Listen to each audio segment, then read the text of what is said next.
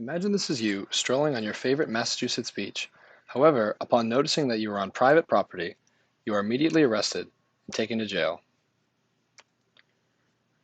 Now imagine you're on that same stroll. However, this time you're holding a fishing rod in your hand. You're still on private property. The only difference is the fishing pole. This is now perfectly legal. How does this make any sense? Massachusetts is the oldest state in the Union and has a lot of laws from colonial times that are still in effect. Among these laws are the colonial ordinances of 1641 to 1647 that dictate how beachfront property can be owned and utilized. This archaic law says that a beachfront property owner can privately own all of the land between their house and the water's lowest point. This is called the intertidal zone, and the colonial ordinances allow a beach homeowner to claim ownership of the whole thing, essentially creating the concept of a private beach. This basically bars all public access to the beach. However, there is an exception in the colonial ordinances. The law states that the public can still use the beach for three purposes: fishing, fowling, and navigation. This basically means the public can walk onto any private beach if they're there to fish, hunt birds, or utilize the land for navigational purposes. That's why this guy can show up with a fishing pole and technically not violate any laws. The laws that currently dictate Massachusetts beachfront property law are much too old to still be dictating our society.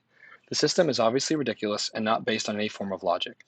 However, every method of increasing access faces serious challenges. In order to expand public beachfront access, the legislature has two paths. It could either amend the colonial ordinances to move property ownership to the high tide line, or amend them to let the public use the beach for recreation. First, the legislature could attempt to move back property line ownership to the high tide zone. This would provide considerable access for the public, but it would be blatantly unconstitutional without compensating the property owners. The cost would be absolutely astronomical if Massachusetts were to go this route and confiscate the property all along the coastline. The enormous price tag offered with this option essentially eliminates it from the realm of political possibility. Second, instead of attempting to actually confiscate the properties, the legislature could add a third exception to the colonial ordinances: recreation. This would create an easement for the public to enjoy beach access. However, this would still be a taking, as stated by the Supreme Judicial Court, meaning Massachusetts homeowners would still have to pay big money to property owners. It seems clear that any legislation aiming to increase beach access would be essentially doomed.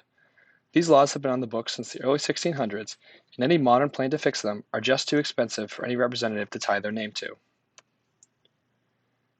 If Massachusetts taxpayers want to see increased beach access, especially as climate change eats at our coastlines, they may have to contend with the enormous price tag of buying the coast.